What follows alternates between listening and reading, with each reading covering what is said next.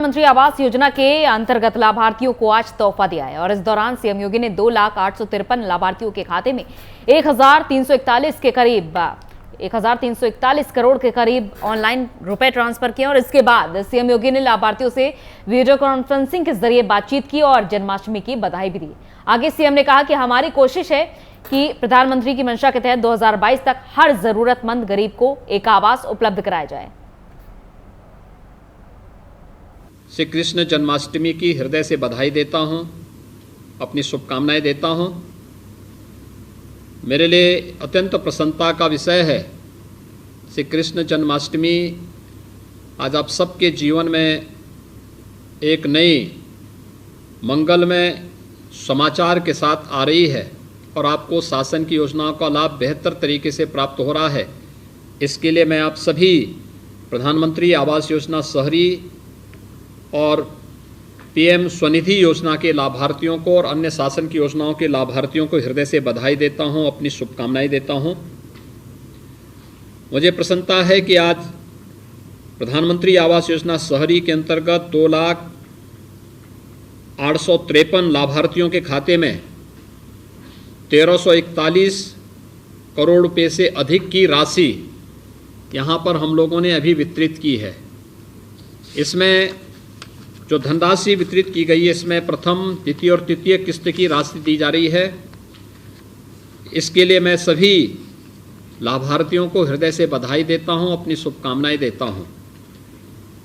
देखिए, मुझे यही कहना है कि जब अच्छी सरकार चुनी जाती है तो योजनाओं का लाभ कैसे हर एक व्यक्ति को प्राप्त होता है और कैसे बिना भेदभाव के भ्रष्टाचार मुक्त व्यवस्था दी जा सकती है, तकनीक इसमें कैसे सहायक हो सकती है, उसका एक उदाहरण आज का एक कार्यक्रम है।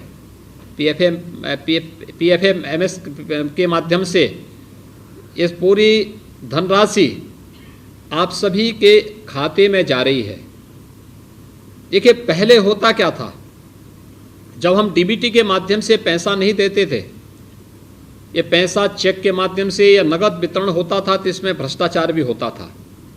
तमाम प्रकार के भ्रष्टाचार की शिकायतें आती थीं और इसीलिए इस देश के एक प्रधानमंत्री जी ने एक बार कहा था कि हम 100 रुपया भेजते हैं, गरीब के खाते में मात्र 15 रुपया पहुँच पाता है। यानी 85 रुपया पहले बेईमानी से दूसरे लोग हड़प जाते थे और गरीब देखता रह जाता था।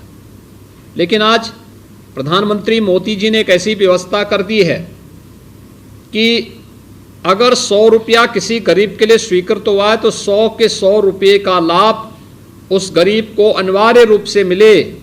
इसके लिए डिजिटल या डीबीटी के माध्यम से उस गरीब के खाते में पैसा देना, इस योजना का लाभ कैसे उपलब्ध कराया गया ये आपने देखा होगा कि जनधन अकाउंट के माध्यम से सबसे पहले हर एक गरीब परिवार के खाते खोले गए।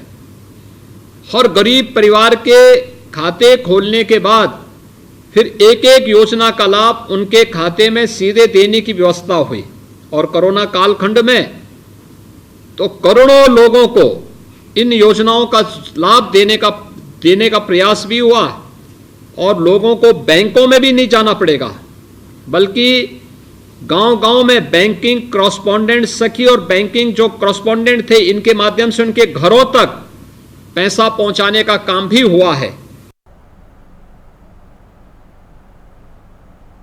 चलिए, इसी के साथ इस बुलेटिन में इतना ही। इजाजत दीजिए। नमस्कार।